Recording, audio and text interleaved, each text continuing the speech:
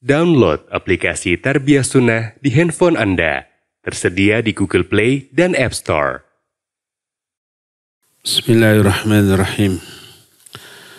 Assalamualaikum warahmatullahi wabarakatuh.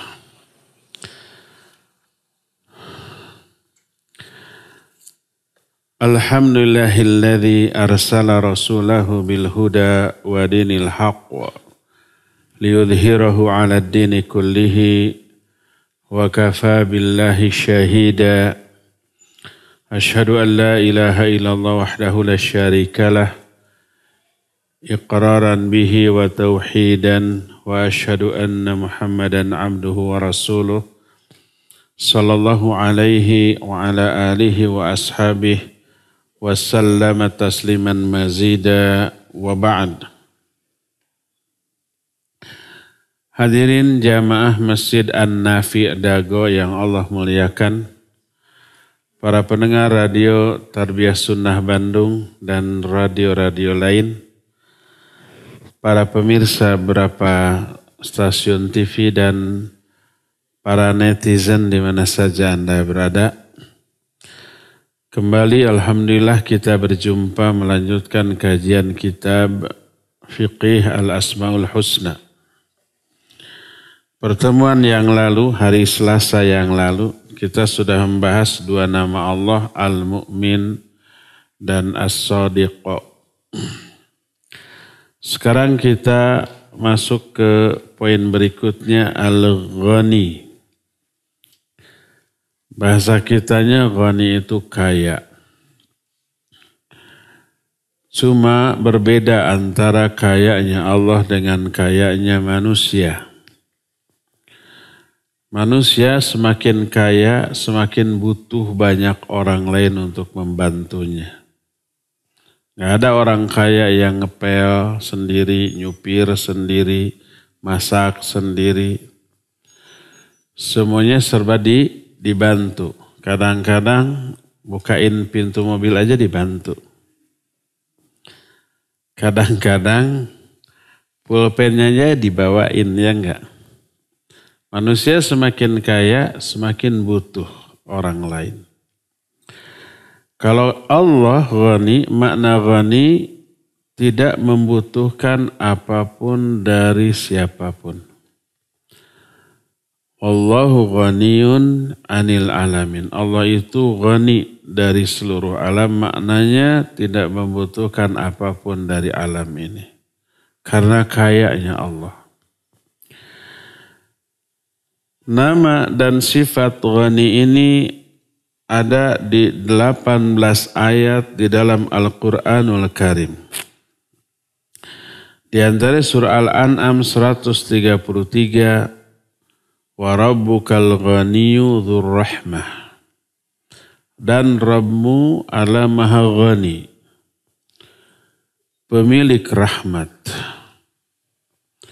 Dalam surah Fatir 15, ya ayyuhan nas antumul fuqara'u ilallah wallahu huwal ghaniyul hamid. Hai manusia, kalian benar-benar fakir kepada Allah. Fakir itu lawan dari ghani. Fakir jamaknya fuqara. Fakir itu amat sangat butuh.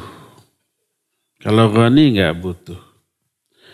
Kalian betul-betul fakir kepada Allah, artinya kalian betul-betul membutuhkan Allah. Wallahu huwal ghaniyul hamid, sedangkan Allah maha ghani dan maha hamid. Dalam surah Luqman 26 Allah berfirman, lillahi ma fis samawati wal ard, innallaha huwal ghaniyul hamid. Milik Allah lah semua yang ada di langit dan yang ada di bumi. Sesungguhnya Allah maha ghani dan maha hamid. Dan banyak lagi ayat lain, semuanya berjumlah 18.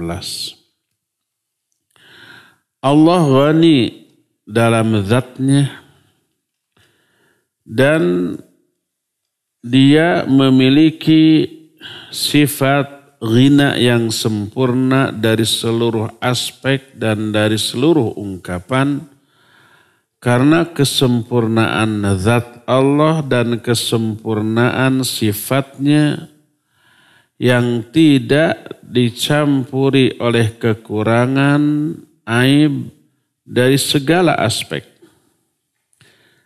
Dan zat yang sifatnya demikian, nggak ada kekurangan, itu pastilah dia itu ghani.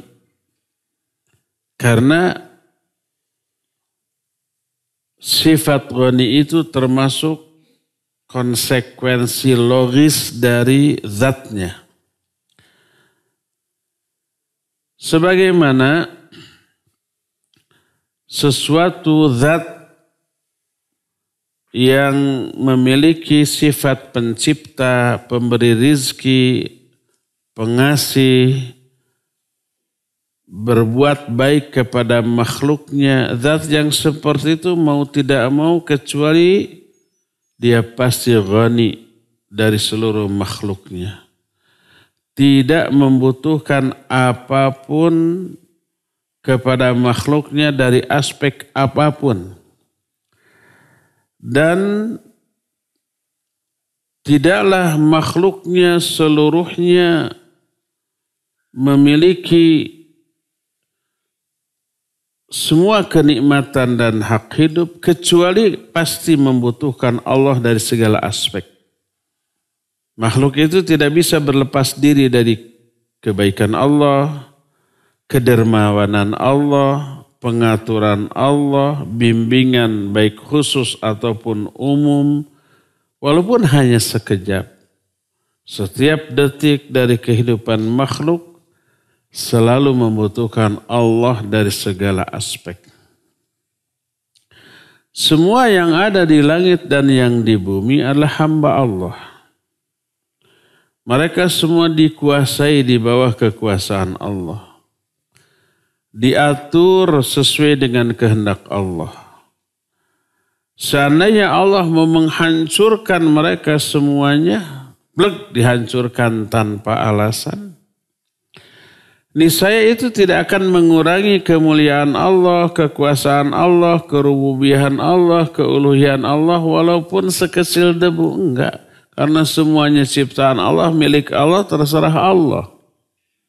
Ibarat kita memiliki barang atau makanan yang milik kita sepenuhnya kan terserah kita. Mau dimakan, mau dibuang, mau dikasih gitu kan. Apapun yang kita lakukan tidak mengurangi apapun dari diri kita. Apalagi Allah Azza wa Jalla. Nah, lalu mu'alif membeberkan beberapa bukti dari sifat ghinanya Allah.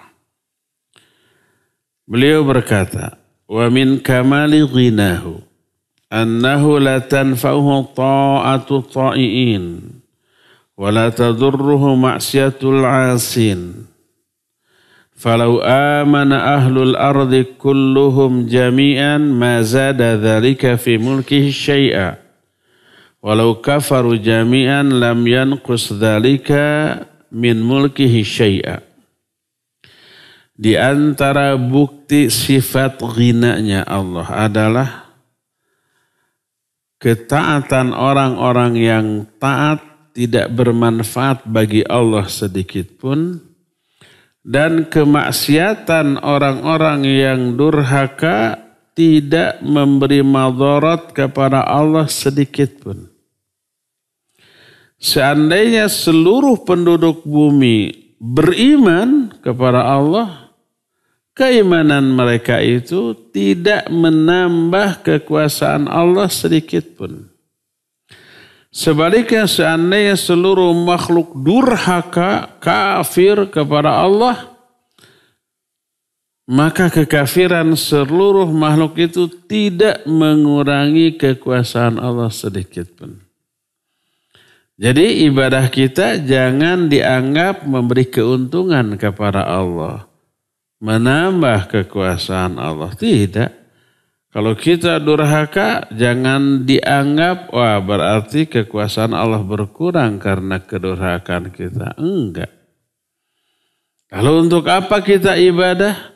untuk kepentingan kita sendiri, bukan untuk kepentingan Allah.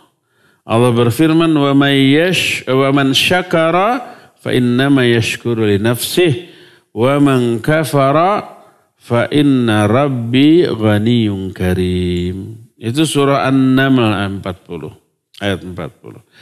Siapa yang bersyukur maka hanyalah manfaat syukurnya untuk diri sendiri. Bukan untuk Allah. Bersyukurnya kepada Allah. Tapi manfaat dari syukurnya untuk diri sendiri. Siapa yang bersyukur pasti oleh Allah akan ditambah. La in syakartum la azidannakum. Nikmat Allah akan ditambah. Siapa yang kafir sungguhnya Allah maha ghani dan maha karim. Kufur gak merugikan Allah. Karena Allah gak butuh ibadah dan rasa syukur manusia untuk diri Allah gak butuh. Dalam surah Al-Ankabut ayat 6 Allah berfirman, "Wa man jahada fa innama yujahidu li nafsihi. Innallaha laghaniyyun 'anil 'alamin." Siapa orang yang bersungguh-sungguh, maka sesungguhnya kesungguh-sungguhan itu hanya untuk kepentingan diri dia sendiri. Diri orang yang bersungguh-sungguh itu. Dan Allah ghani terhadap alam. Ghani terhadap alam itu enggak butuh apapun dari alam ini. Termasuk kesungguh-sungguhan orang dalam beramal, dalam beribadah, Allah enggak butuh. Allah perintahkan untuk kepentingan mereka sendiri. Dalam surah At-Taghabun ayat yang ke-6, "Fakafaru wa tawallaw wastaghnallaha wallahu ghaniyyun hamid." Maka lalu mereka kafir, mereka berpaling dan mereka merasa tidak butuh kepada Allah. Wastaghnallaha wallahu ghaniyyun hamid. Allah mah tidak butuh kepada mereka, kepada keimanan mereka, mau iman mau kafir, EGP. Apa EGP? Emang gue pikirin. Jadi Allah gak butuh, mau kafir mau berpaling, gak masalah, itu rugi mereka sendiri. Allah mah ghani. Ibrahim ayat 8 menyatakan, "In takfuru antum wa man fil ardi jami'an fa innallaha laghaniyyun hamid." Kalau kalian kufur dan semua penduduk bumi semuanya kafir, Allah maha ghani dan maha hamid. Allah tidak terugikan dengan kekufuran kalian karena enggak butuh iman kalian. Nih di dalam salah satu hadis qudsi, hadis ini sahih diriwayatkan oleh Imam Muslim dalam kitab Sahih Muslim. Allah berfirman, "Ya ibadi law anna awwalakum wa akhirakum wa insakum wa jinnakum kanu ala atqa qalbi rajulin minkum ma zada dhalika fi mulki syai'a. Walau anna awwalakum wa akhirakum wa insakum wa jinnakum kanu ala afjari qalbi rajuli minkum ma naqasa dhalika min mulki syai'a." Wahai hamba-hambaku, seandainya makhluk dari awal sampai akhir, baik manusia atau jin, semuanya memiliki hati sebaik-baik hati di antara kalian. Siapa orang yang paling baik hatinya? Rasulullah SAW. Manusia dengan hati terbaik. Karena itulah beliau yang Allah pilih menjadi Nabi akhir zaman. Mungkin kita mikir kenapa ya yang dipilih oleh Allah itu menjadi Nabi akhir zaman itu orang yang namanya Muhammad bin Abdullah, lahir di Mekah gitu. Bukan kita saat ini di sini.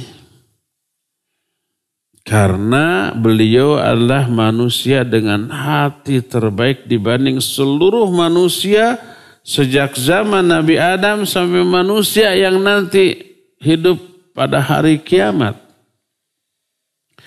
Sebagaimana riwayat dari Abdullah bin Mas'ud, innallaha yanzuru ila qulubil ibad.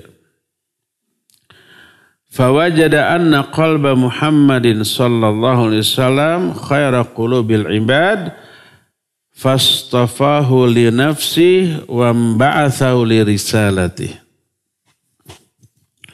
Allah melihat, memperhatikan hati seluruh manusia. Dari zaman Nabi Adam sampai hari kiamat, Allah perhatikan hatinya.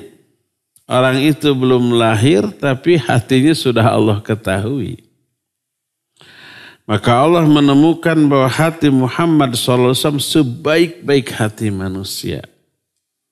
Maka Allah pilih dia untuk dirinya dan mengutus dia untuk membawa risalahnya. Itu yang menyebabkan Nabi akhir zaman itu Muhammad bin Abdullah di Mekah tahun itu. Bukan orang zaman Kiwari. Jadi manusia yang paling baik hatinya adalah Nabi Muhammad SAW. Dari hati sebaik itu lahir ibadah yang luar biasa. Lahir orang yang akhlaknya luar biasa. Sampai Allah pun memuji, wa innaka la'ala khuluqin azim. Engkau ini memiliki akhlak yang sangat agung. Seandainya semua makhluk jin dan manusia hatinya seperti hati Nabi Muhammad SAW. Semua hati kita soleh sesoleh beliau. Ibadahnya pasti hebat. Akhlaknya pasti mulia. Tauhidnya nggak perlu diragukan lagi. Semua jin dan manusia seperti itu. Lalu ibadah dengan kualitas dan kuantitas ibadah yang hebat. Kata Allah, ma zada dzalika fi mulki syai'a. Semuanya itu tidak menambah kekuasaanku sedikit pun. Sebaliknya, seandainya semua makhluk dari awal sampai akhir, manusia ataupun jin, memiliki hati sebejat-bejat hati di antara kalian. Siapa makhluk yang hatinya paling rusak, paling bejat? Iblis. Firaun kalah sama iblis. Firaun juga bisa begitu karena diibliskan oleh iblis. Disesatkan oleh iblis. Iblis, semua manusia dan jin seluruhnya seperti iblis. Durhakanya. Maka sedikit pun hal itu tidak mengurangi kekuasaanku. Jadi mau ibadah, mau durhaka, enggak mempengaruhi kekuasaan Allah sedikit pun. Jadi kenapa Allah perintahkan ibadah? Bukan untuk kepentingan Allah, untuk kepentingan manusia sendiri. Karena sayangnya Allah. Kenapa Allah melarang syirik dan keburukan lainnya? Bukan untuk kepentingan Allah, untuk kepentingan dia. Jangankan Allah atau dokter aja kalau ada pasien konsultasi, apa kata dokter? Jaga ya makan, hindarkan ini. Coba olahraga minimal sehari 30 menit continue ya. Pikiran harus fresh, banyak healing nyingkah kaitu sing jauh. Jangan stres gitu. Terus jangan makan yang bisa mempengaruhi kesehatan, merusak kesehatan. Yang goreng-gorengan, bala-bala, comrok gade ya. Jangan yang begitu ya. Hindarkan gula. Ya, hindarkan tepung-tepungan. Hindarkan santan ya. Kalau montong boleh. Bagi yang sehat. Kenapa dokter menyarankan itu ke pasien? Apakah untuk kepentingan dokter? Bukan, untuk kepentingan si pasien. Terserah si pasien mau taat, mau tidak, urusan mereka. Kalau ditaati nanti manfaatnya untuk si pasien. Dilanggar madaratnya untuk si pasien. Dokter mah kalau pasien sakit senang-senang aja ya. Berarti berlangganan nanti. Allah Azza wa Jalla menyuruh ibadah bukan untuk kepentingan Allah. Allah enggak butuh ibadah manusia. Allah ghani. Allah melarang dari kemungkaran bukan untuk kepentingan Allah, untuk kepentingan mereka. Dalam kalimat lain, ya ibadi innakum lan tablughu naf'i fatanfa'uni wa lan tablughu dhurri fatadurruni. Hai hamba-hambaku, apabila kalian mau memberikan sesuatu manfaat untuk diriku, gak bisa kalian memberikan manfaat apapun untuk aku. Kalau kalian mau memberi sesuatu yang madarat kepadaku, gak bisa memberikan madarat apapun. Apapun kejahatan yang dilakukan oleh manusia tidak memadaratkan Allah. Apapun kebaikan yang dilakukan oleh manusia tidak memberi manfaat sedikit pun kepada Allah. Itulah bukti ghinanya Allah terhadap seluruh makhluk. Ketaatan orang yang taat tidak berpengaruh menambah kekuasaan Allah, dan kedurhakaan orang-orang yang maksiat tidak mengurangi kekuasaan Allah. Ini bukti yang pertama. Kedua, wa min kamali ghina anna infaqal munfiqin wa badzil badzilin fi sabilihi wa ibtigha'i mardatihi la yanfa'uhu bisyai'. Wa kadzalika syuhus syahihin wa bukhlul bukhala la yadhurruhu syai'a. Di antara sifat ghina Allah, bukti sifat ghina Allah adalah infaknya orang-orang yang berinfak.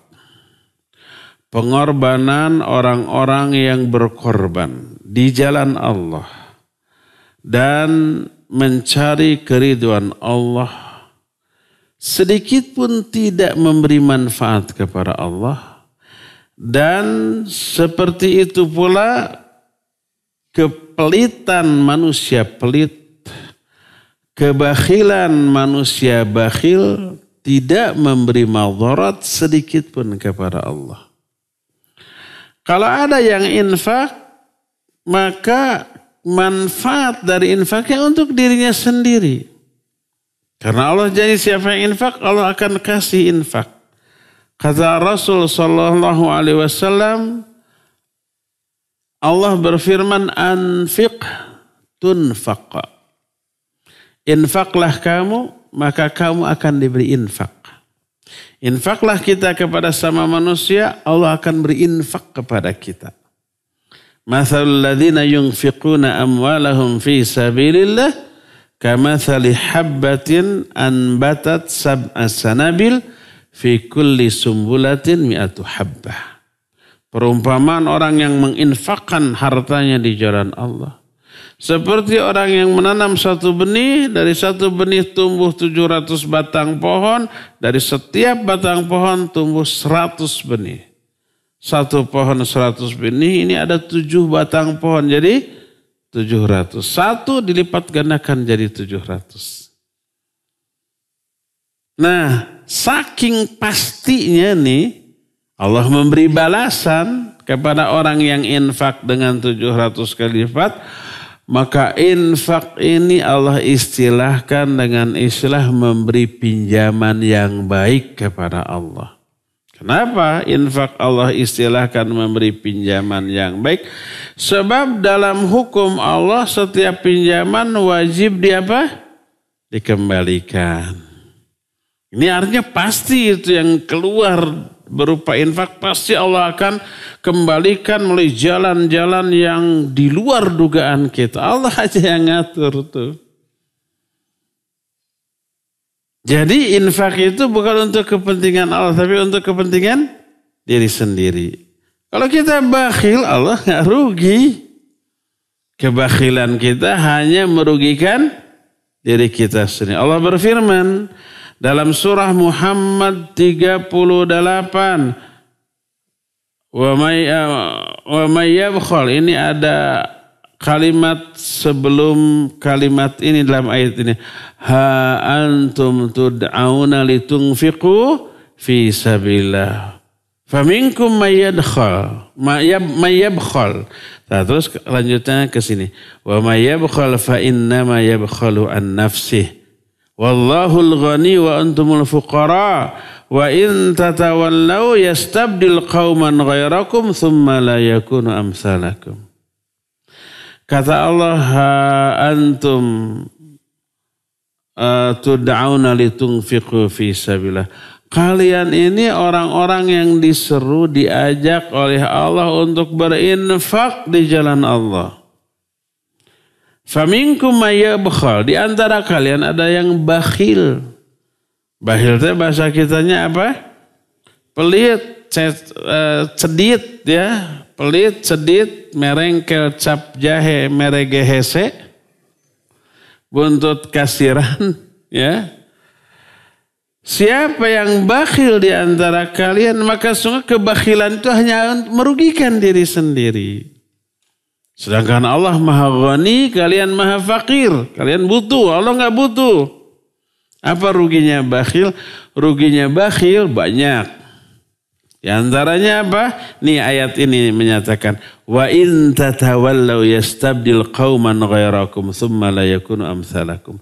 Kalau kalian berpaling dari seruan infak, Allah akan mengganti kalian dengan kaum lain yang tidak seperti kalian, tidak pelit seperti kalian. Hadis sahih riwayat Imam Muslim, Ma min yaumin tala'at fihi syams illa malakan yanzilan. Tidak ada satupun hari berlalu yang di hari itu matahari masih terbit, kecuali di hari itu setiap hari malaikat dua malaikat turun. Yang pertama menyatakan Allahumma munfiqan khalafan.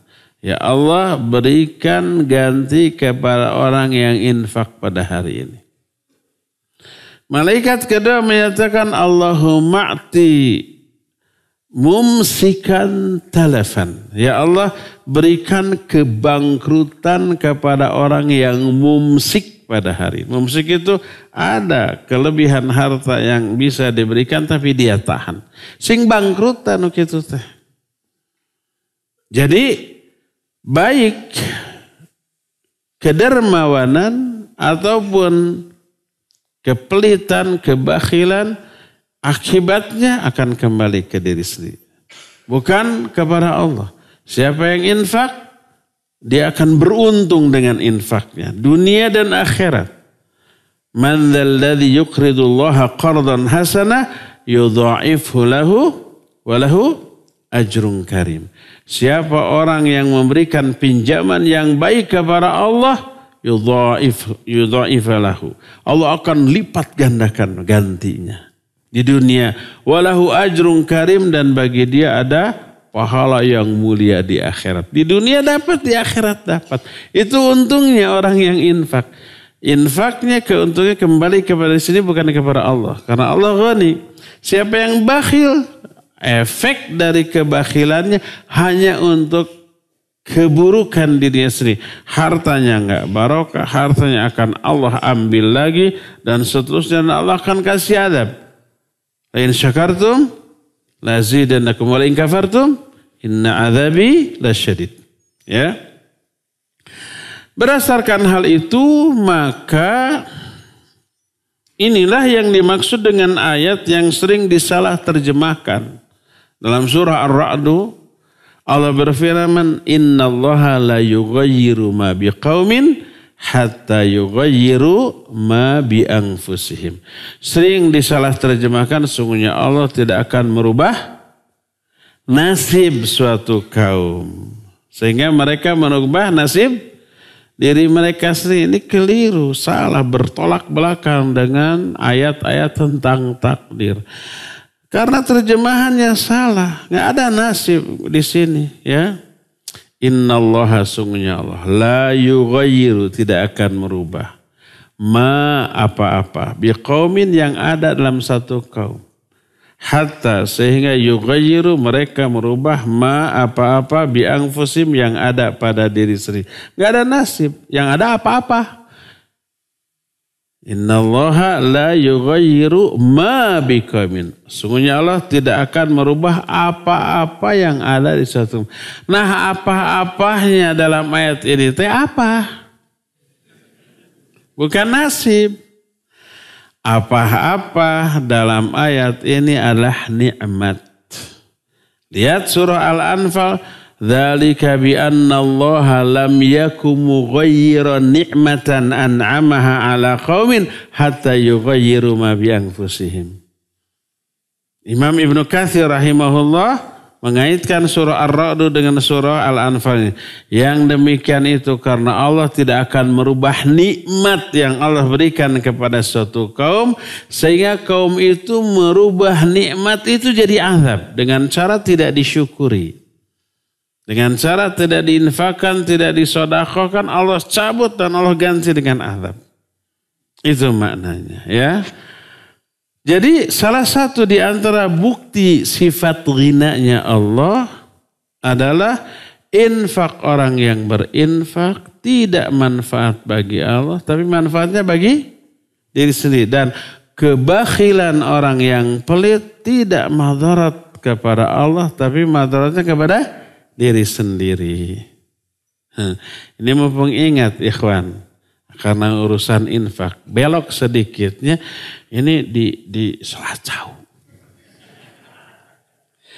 ada ma'had tarbiyah sunnah, ya. Di Gigireunana itu ada tanah 40 tumbak yang mau dijual. Cepet tadi subuh datang, Pak Haji cepet itu, Pak, nyebutnya ke Pak Haji ini. Oh gitu, nah sebab gini-gini. Kita langsung buka flash donation, cepet. Murah, cuma 17 juta setumbak. Untuk pembangunan perluasan ma'had, ya. Bikin asrama, bikin kelas. Cepat, keluarkan nanti setelah ini dompetnya, ya. Dikumpulkan ke saya atau ke panitia kan. Nanti buka flash donation untuk ini. Pahalanya jariah. Nanti infaknya kayak ayat-ayat dan hadis-hadis tadi itu. Siapa yang bakhil rugi. Siapa yang dermawan infak dikembalikan di alam dunia dan di akhirat diberikan pahala yang sangat mulia, ya. Itu yang kedua. Ketiga,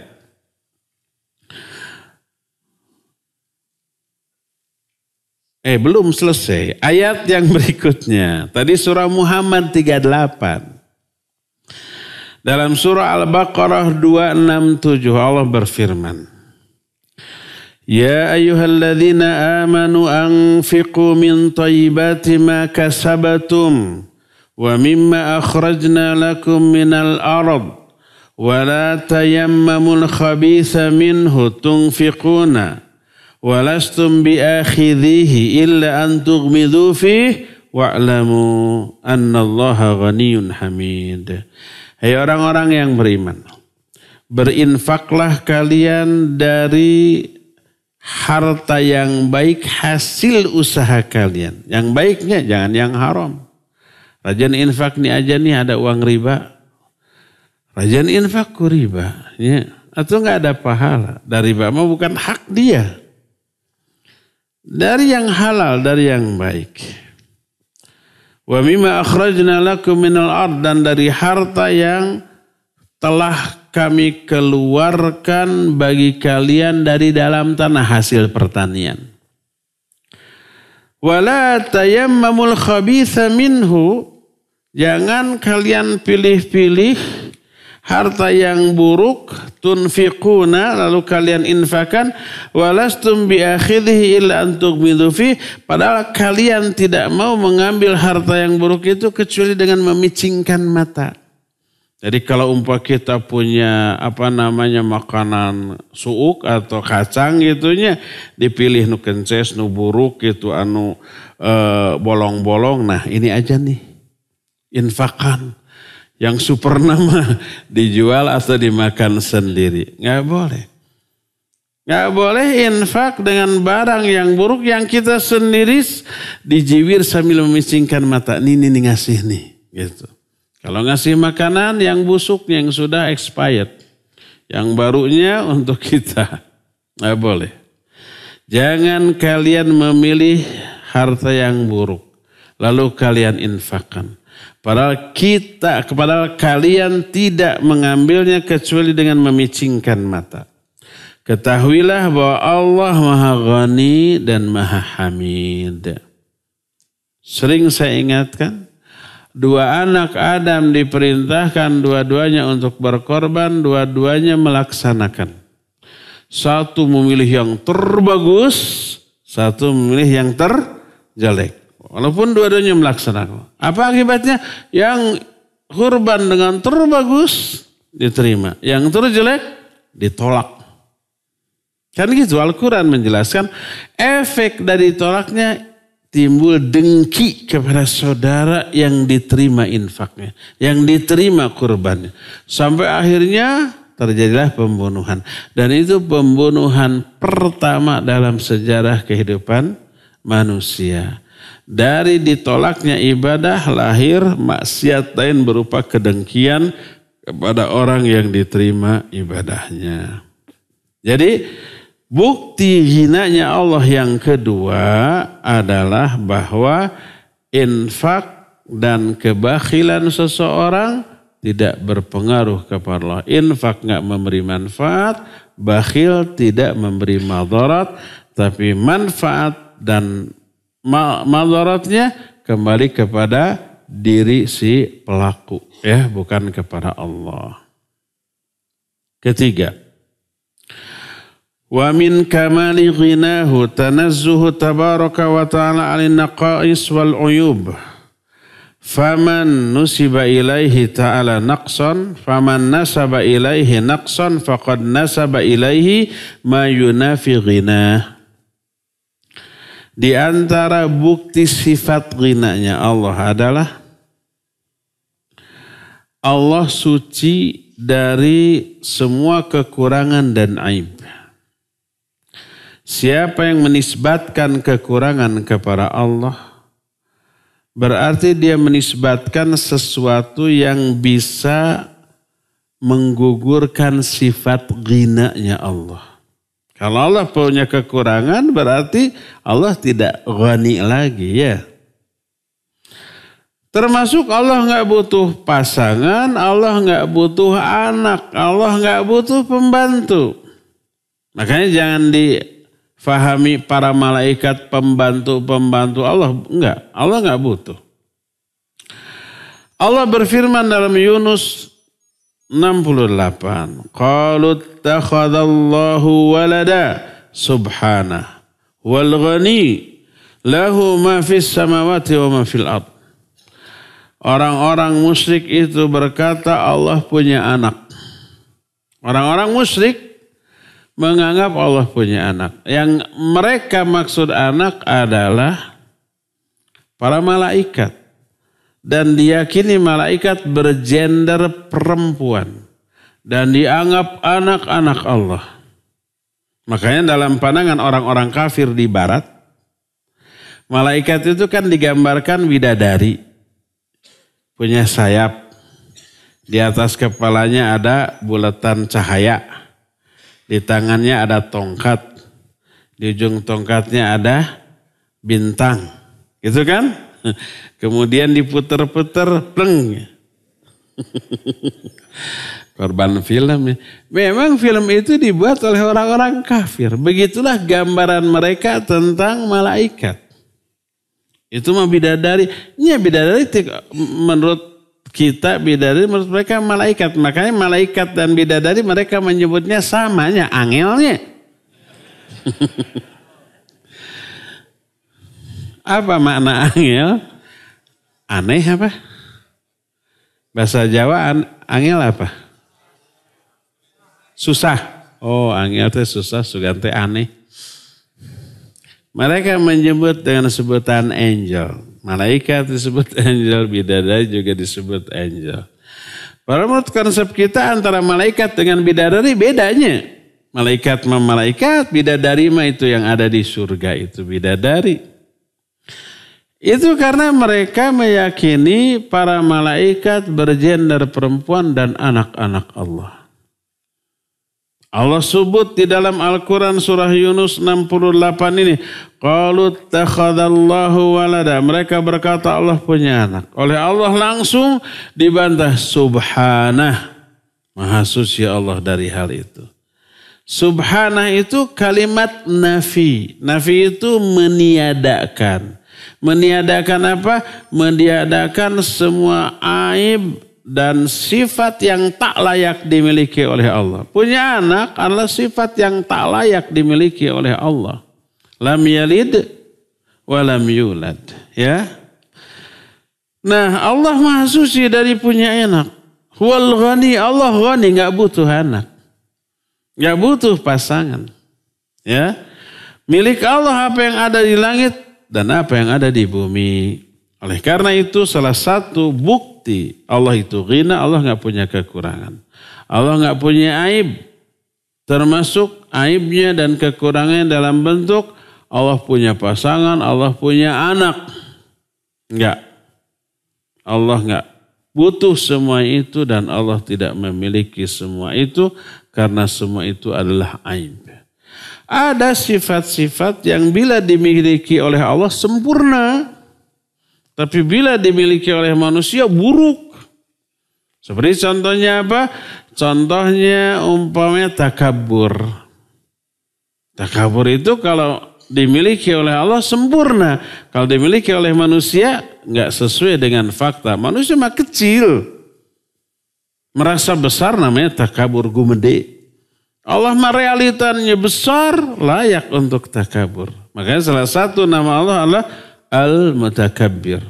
Zat yang layak untuk takabur. Ya. Al-Jabbar.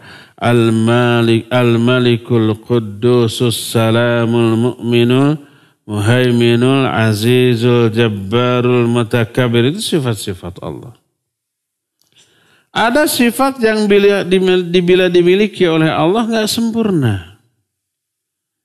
Tapi kalau dimiliki oleh manusia, sempurnalah manusia itu. Contoh punya pasangan. Jomblo kan gak sempurnanya. Kalau punya pasangan baru sempurna tuh. Kebayang penderitaan para jomblowan dan jomblowati. Punya anak. Kalau manusia punya anak sempurna. Kalau Allah punya anak gak sempurna. Tidur dan ngantuk. Kalau dimiliki oleh manusia sempurna. Manusia nggak pernah ngantuk, nggak bisa tidur, sakit itu ya nggak? Perlu berobat? Iya. Perlu diberi obat tidur gitu ya. Tapi kalau Allah tidur dan Allah ngantuk nggak sempurna. Bahaya, bisa hancur alam jagat raya ini. Tapi kalau manusia suka ngantuk, suka tidur, sempurna. Asal di tempatnya dan pada waktunya. Kalau lagi ngaji kayak gini ngantuk tidur sempurna enggak? Enggak sempurna ya. Saya mah kalau mau ngaji itu harus ngopi dulu. Kalau enggak ngopi ngantuk. Kalau ngopi gimana? Tidur. Saya mending nah tuh. Makanya begitu masuk majelis tuh doanya itu bismillahirrahmanirrahim amutu wahya. Beres kajian batur mas subhanakallahumma rabbana bihamdika Allahumma ighfirli alhamdulillahilladzi ahyana ba'da ma amatana wa ilaikan nusur. Itu tidak sempurna itu. Itu yang ketiga. Keempat, wa min kamali ghinahu tanazzuhu tabaraka wa ta'ala anis syuraka'i wal andad.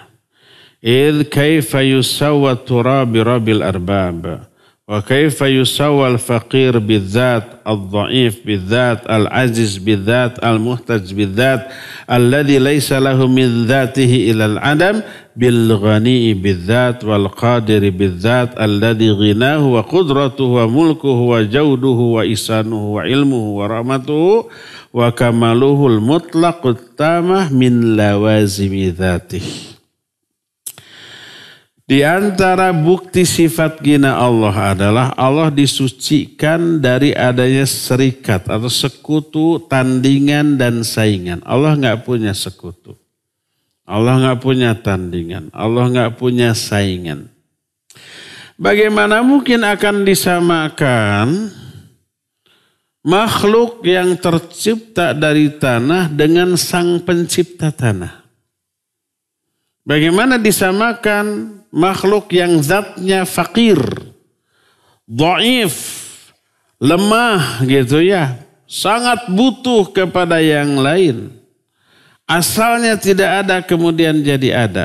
Bagaimana makhluk yang seperti disamakan dengan zat yang ghani, yang gak butuh apapun, zat yang maha kuasa, yang sifat ghinanya, kekuasaannya, kerajaannya, kedermawannya, kebaikannya, ilmunya, rahmatnya, kesempurnaannya yang mutlak itu merupakan sesuatu keharusan dari zat yang maha memiliki kesempurnaan tadi.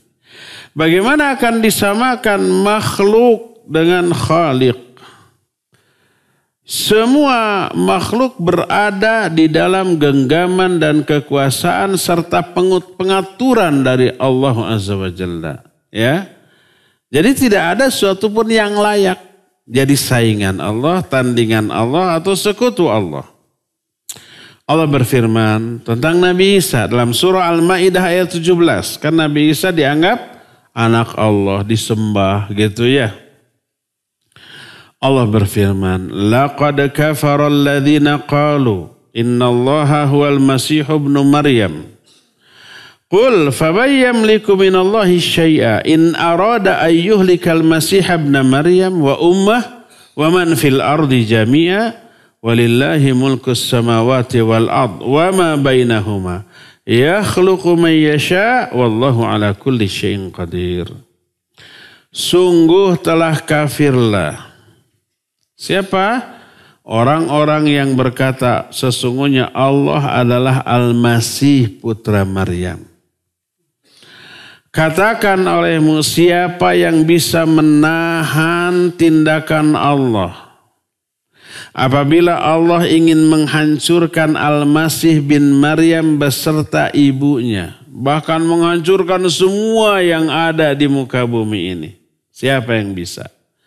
Milik Allah lah kerajaan langit dan bumi serta apa-apa yang ada di antara keduanya.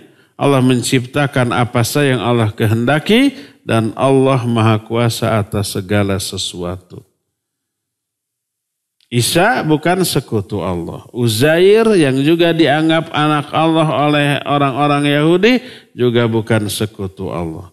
Apalagi benda-benda mati, patung-patung, Lata, Uzza, Manat, Hubal dan yang disembah oleh orang-orang musyrikin Quraisy zaman dahulu, matahari, bintang, apalagi ruh-ruh orang yang mati, semua enggak layak jadi saingan, tandingan atau sekutu bagi Allah. Allah enggak punya tandingan karena sifat ghinanya Allah. Itu yang keempat. Kelima. Wa min kamali ghinah anna khazainas samawati wal ard biyadihi wa anna jawdahu ala khalqihi mutawasilun ana al-laili wan nahar wa anna yadayhi sahaun fi kulli waqt. Di antara bukti kesempurnaan sifat ghaninya Allah adalah bahwa perbendaharaan langit dan bumi berada di tangan Allah. Kedermawanan Allah kepada makhluknya kontinu, terus menerus setiap malam ataupun siang. Dan di tangannya lah, di tangan Allah lah pemberian di setiap detik dari waktu yang dilalui oleh manusia dalam kehidupannya. Allah berfirman dalam Luqman 26, lillahi ma fis samawati wal ard innallaha huwal ghaniyul hamid. Milik Allah lah semua yang ada di langit dan yang ada di bumi. Sesungguhnya Allah maha ghani dan maha hamid. Inilah yang keenam.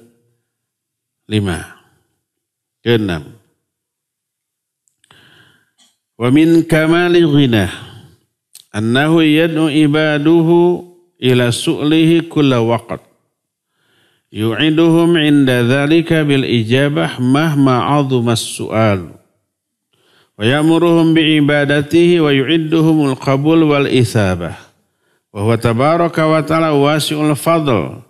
Jazi'un nawal wa qad atahum min kulli ma sa'aluh wa atahum kulla ma aradu wa tamannaw. Di antara bukti kesempurnaan sifat ghani Allah adalah manusia berdoa meminta kepada Allah setiap waktu. Allah menjanjikan mereka untuk mengijabah segede apapun permintaan manusia itu. Allah merintahkan mereka untuk beribadah dan menjanjikan kepada mereka untuk diterima dan diberikan balasan pahala atas ibadahnya. Allah tabaraka wa ta'ala maha luas karunianya, maha banyak balasannya. Dan Allah telah memberikan kepada mereka apapun yang mereka minta dan telah memberikan kepada mereka apapun yang mereka inginkan dan mereka angan-angankan. Saking kayanya Allah dan gak butuh terhadap kekayaan yang dimilikinya, kasih semua yang diminta.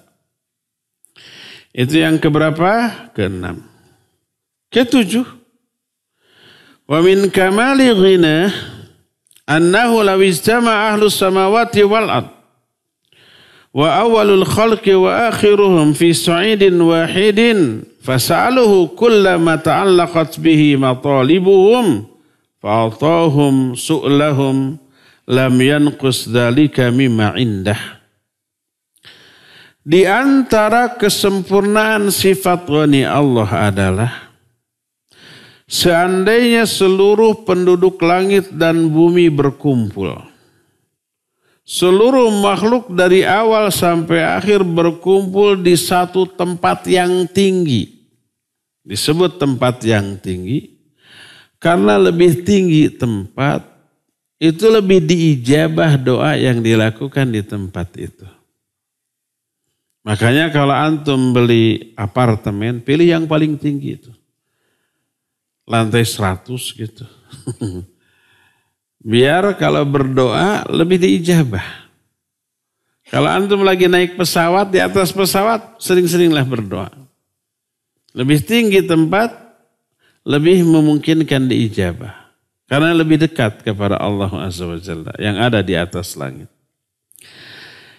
Dalam hadis ini disebutkan kalau mereka semuanya berkumpul fi sa'idin wahidin, dalam satu tempat yang tinggi.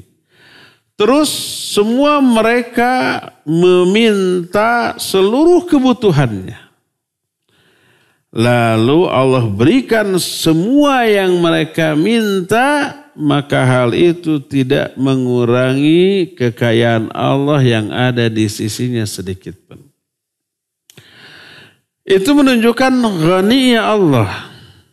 Diterangkan dalam salah satu hadis qudsi. Allah berfirman, Ya ibadi law anna awwalakum wa akhirakum wa insakum wa jinnakum qamu fi sa'idin wahid.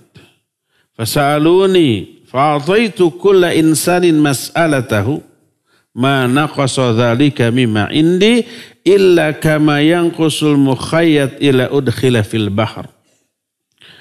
Wahai hamba-hambaku, seandainya makhluk dari awal sampai akhir di antara kalian, mau manusia ataupun jin, lalu mereka berdiri di satu tempat yang tinggi, lalu mereka meminta kepadaku, lalu aku berikan masing-masing orang sesuai dengan yang mereka minta. Semua yang minta dikasih semuanya. maka hal itu tidak mengurangi kekayaan yang ada di sisiku kecuali tak ubahnya seperti satu buah jarum yang dimasukkan ke dalam samudra yang luas. Sedikit pun enggak berkurang. Ya.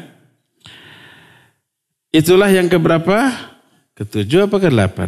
Ketujuh. Ke-8. Ini poin terakhir. Di antara bukti sifat ghaninya Allah yang maha agung, yang ghaninya tidak ada yang bisa membatasi dan tidak mungkin bisa diterangkan, dideskripsikan oleh kata-kata, adalah apa yang Allah anugerahkan kepada orang-orang yang beriman di surga yang penuh kenikmatan. Di sana kelezatan beragam, kenikmatan bervariasi, anugerah dari Allah luar biasa, saking luar biasanya kenikmatan itu tak pernah terlihat oleh mata, tak pernah terdengar oleh telinga, tak pernah terhayalkan dalam pikiran manusia. Allah berfirman dalam Al-Quran, Surah As-Sajdah ayat 17, "Fala ta'lamu nafsum ma ukhfiya lahum min qurrati a'yun jazaa'an bima kanu ya'malun." Jiwa manapun tidak akan tahu apa yang Allah sembunyikan bagi mereka berupa kebahagiaan sebagai balasan atas amal-amal yang mereka lakukan. Dalam salah satu hadis qudsi, Allah berfirman, "A'dadtu li ibadiyas solihin ma la ainun ra'at wala udhunun sami'at wala khatar ala qalbil bashar." Aku telah siapkan bagi hamba-hambaku yang soleh kenikmatan surga yang tidak pernah terlihat oleh mata, tidak pernah terdengar oleh telinga, dan tidak pernah terbersit dalam hati manusia. Jadi keindahan apapun yang pernah kita lihat nggak bisa menandingi keindahan surga. Keterangan atau penjelasan lisan tentang indahnya surga yang terdengar oleh telinga nggak ada apa-apanya. Coba kita gambarkan indahnya surga kayak apa secara lisan. Terdengar oleh kita. Kenyataan surga yang sebenarnya jauh lebih indah daripada deskripsi keindahan yang bisa diungkapkan oleh lisan manusia. Kita menghayalkan, membayangkan seperti apa indahnya surga. Bayangkan bayangan khayalan terindah. Ada apa-apanya. Kenyataan surga jauh lebih indah lagi dibandingkan indahnya khayalan kita. Itu yang dimaksud mala ainun ra'at wala udhunun sami'at wala khatar ala qalbil bashar. Jadi indahnya surga itu tidak pernah terlihat oleh mata, tidak pernah terdengar oleh telinga, tidak pernah terkhayalkan oleh hati manusia. Dan itu menunjukkan sifat ghinanya Allah Azza wa Jalla. Maka siapa orang yang mengenal Rabbnya, mengenal Allah dengan sifat yang agung ini, sifat ghina, dia akan mengenal dirinya sendiri. Man arafa rabbah, arafa nafsah. Siapa yang mengenal Allah, dia akan mengenal diri sendiri. Apa maknanya? Dirinci oleh muallif. Man arafa rabbahu bil ghinal mutlaq, arafa nafsahu bil faqril mutlaq. Siapa orang yang mengenal Allah sebagai zat yang maha kaya dengan kekayaan yang mutlak, dia akan mengenal dirinya sebagai makhluk yang fakir secara mutlak, yang sangat butuh kepada Allah dalam seluruh aspek secara mutlak. Siapa orang yang mengenal Allah sebagai zat yang memiliki kekuasaan yang sempurna, maka dia akan mengetahui dirinya adalah makhluk yang super lemah dengan kelemahan yang sempurna. Siapa orang yang mengenal Allah sebagai zat yang memiliki keagungan, kegagahan yang sempurna, dia akan mengenal dirinya sebagai makhluk yang sangat hina dengan sehina-hinanya. Siapa orang yang mengenal Allah sebagai zat yang berilmu dengan ilmu dan hikmah yang sempurna, dia akan menyadari dirinya sebagai makhluk yang bodoh dengan sebodoh-bodohnya. Jadi pengetahuan seorang hamba bahwa diri sangat butuh kepada Allah, yang merupakan buah dari pengetahuan dia tentang Allah itu Maha Ghani, maka inilah yang menjadi tanda dan penyebab bahagianya hamba tersebut baik dalam kehidupan di dunia ini ataupun di akhirat nanti. Selesai sudah penjelasan salah satu di antara nama dan sifat Allah Al-Ghani. Kita cukupkan sampai di sini dan kita masih punya sisa waktu untuk bertanya. Pertanyaan, Assalamualaikum. Waalaikumsalam. Tadi disebutkan bahwa yang paling ingkarlah iblis sehingga Fir'aun diibliskan oleh iblis. Bagaimana bagaimana dengan saat-saatnya kritis Fir'aun ingin mengikuti dengan beriman pada Rabbnya Musa dan Harun? Ya gitu, saat kritis si Fir'aun ingin beriman? Iya betul ya. Ketika si Fir'aun tenggelam, ketika sudah sakarat gak ada harapan untuk bisa selamat, dia berkata, la ilaha illa amanat bihi banu Israel. Tidak ada sembahan yang hak selain sembahan yang diimani oleh Bani Israel. Ya, Fir'aun mengatakan itu dan itu diabadikan oleh Allah dalam Al-Quran Al-Karim. Apakah diterima? Tidak. Kenapa? Karena saat itu sudah sakarat. Rasul SAW menyatakan, innallaha yaqbalu taubatal abdi malam yughargir. Sungguhnya Allah selalu akan menerima taubat seorang hamba sebelum yughargir. Yughargir adalah suara ngorok dari tenggorokan ketika nyawa dicabut. Ketika sakaratul maut baru mengatakan saya tobat sekarang. Tidak akan diterima, sudah tutup ya. Dan itu yang dilakukan oleh si Fir'aun. Itu yang pertama. Kedua, sejarah pengalaman membuktikan si Fir'aun itu berkali-kali tobat ketika diberi azab oleh Allah Azza wa Jalla. Azabnya beragam. Kadang semua air di Mesir berubah menjadi apa? Darah. Semua air jadi darah. Karena azab. Mereka gak tahan dengan kondisi seperti itu. Akhirnya minta kepada Nabi Musa tobat, maka dicabut. Setelah dicabut, durhaka lagi. Diberi lagi. Apa? Bangkong di mana-mana tuh. Apa bangkong teh? Sok ngaclok gening. Katak di mana-mana katak. Ini disedaskan oleh Allah dalam Al-Qur'an. Jari jipen atau kamu akhwatnya ting jarurit ya. Akhirnya mereka tobat ya. Kemudian diangkat bala atau siksa tersebut. Setelah itu durhaka lagi. Jadi siapa yang percaya terhadap tobatnya si Fir'aun yang kayak begitu? Oleh karena itulah maka ucapan iman di akhir hayat Fir'aun ditolak oleh Allah Subhanahu wa ta'ala. Sudah tertutup pintu tobat bagi mereka. Kalau kita pelit, tidak mau meminjamkan uang kepada seseorang, yang uang itu digunakan untuk membayar hutang ribanya, apakah dibolehkan kita pelit dalam hal ini? Ada orang pinjol, umpamanya 3 juta pinjam, hutangnya berubah menjadi 15 juta. Ada kan yang begitu ya?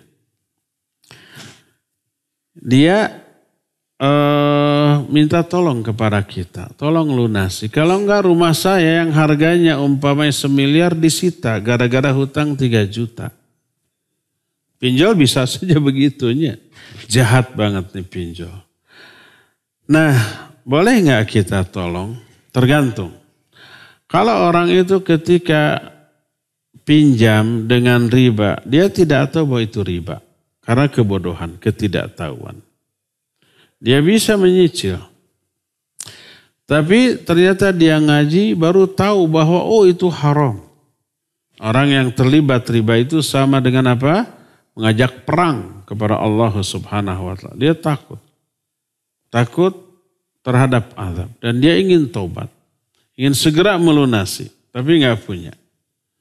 Akhirnya pinjam ke kita, maka bantu, bayarkan. Lebih baik hutang ke kita tanpa riba, daripada dikejar-kejar debt collector, diteleponin. Bahkan hanya orang itu yang diteleponin. Tapi siapa?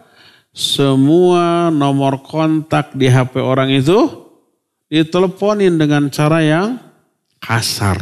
Ya. Dan saya termasuk salah satu korban yang ditelepon oleh seseorang mengaku debt collector, ya.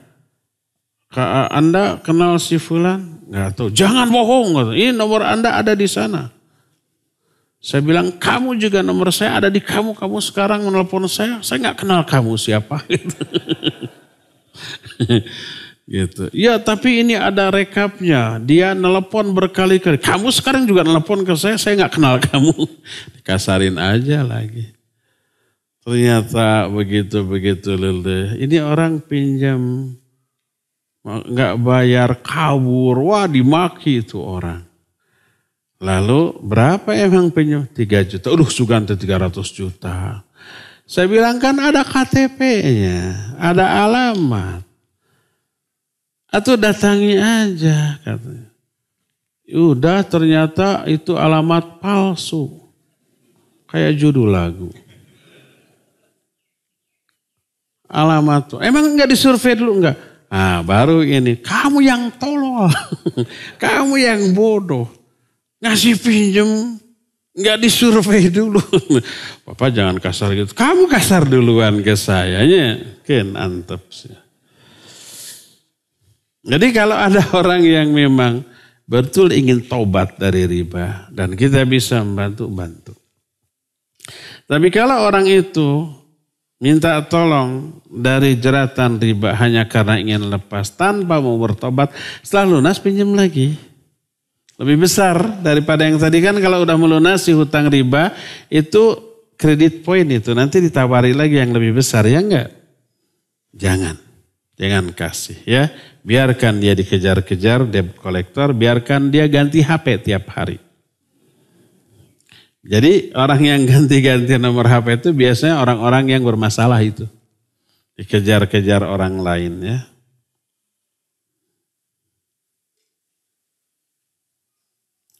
Di kamar mandi boleh nggak baca bismillah? Nggak boleh. Apakah air bekas wudhu yang menempel di wajah boleh dilap? Boleh dilap, nggak masalah ya.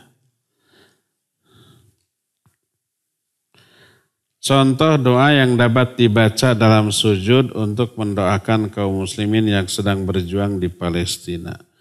Banyak umpamanya Allahumma ansur ikhwanana mujahidina fi Palestina. Ya Allah, tolonglah saudara-saudara kita para mujahid di Palestina gitu ya. Banyak itu doa-doa.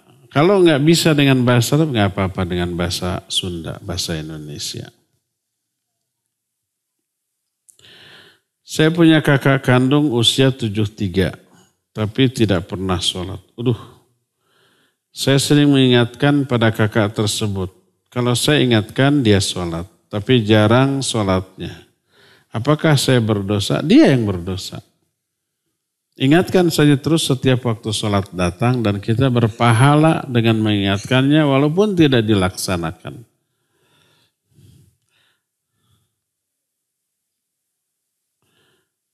Terakhir, lebih afdal mana kita mengikuti kajian ba'da subuh di masjid dengan ustadz yang bukan salaf dibandingkan mengikuti kajian ustadz salaf melalui YouTube live di waktu yang sama dengan kajian di masjid. Ya, yang pertama, ikuti ustadz yang mengajarkan ajaran yang benar dan tinggalkan yang mengajak kepada kebidahan, kepada penyimpangan. Dan itu larangan dari Allah. Fala taq'udu ma'hum hatta yakhudu fi haditsin ghairi. Kamu jangan duduk-duduk di dalam majelis mereka sampai mereka itu mengalihkan pembicaraan kepada yang lain. Jadi ada larangan dari Al-Quran. Hadis lebih banyak lagi, ucapan para sahabat dan para ulama lebih dahsyat lagi itu. Oleh karena itulah, maka tidak boleh hadir di satu majelis yang di dalamnya mengajarkan kekeliruan, kesalahan, penyimpangan. Ya, baik live ataupun offline ataupun online. Baik live ataupun tunda ya. Sudah tuh, terakhir.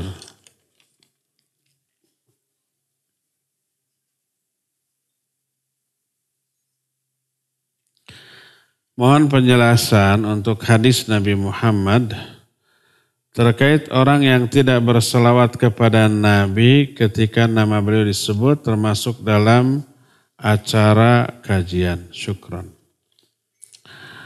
Ia bersalawat kepada Nabi SAW ketika namanya disebut, hukumnya wajib. Siapapun yang menyebut, baik kita ataupun orang lain. Baik kita yang ngomong atau kita dengar dari orang lain. Berdasarkan satu hadis ini derajatnya hasan. Diriwayatkan Imam Ibnu Majah dalam kitab sunannya, Imam At-Tirmidzi juga dalam kitab sunannya, bahwa Nabi SAW so'ada an-Nabi SAW al-mimbara faqala amin amin amin thalatha marrat. Nabi SAW naik ke atas mimbar, di atas mimbar beliau berkata amin amin amin 3 kali. Para sahabat bertanya, alama amanta ya Rasulullah, apa yang kau aminkan wahai Rasulullah? Enggak kedengaran berdoa sebelumnya, ujug-ujug aja. Kata beliau, salah satunya adalah barusan datang Jibril berkata. Lalu beliau menyatakan salah satunya nih. Raghima amfumrin idza dzukirta indahu wa lam yusalli alaik. Qul amin ya Muhammad faqultu amin. Kata malaikat Jibril, celaka seseorang bila namamu disebut di hadapan dia tapi dia tidak bersolawat kepadamu. Ucapkan amin olehmu hai Muhammad, maka aku pun mengatakan amin. Maka hadis ini berisi doa keburukan, kecelakaan. Doa dari manusia, dari makhluk terbaik. Malaikat Jibril dan Nabi SAW. Diaminkan oleh Nabi SAW. Isinya kecelakaan bagi orang yang tidak bersolawat ketika nama Nabi Muhammad SAW disebut. Ya. Dan hadis ini makbul di kalangan para ulama.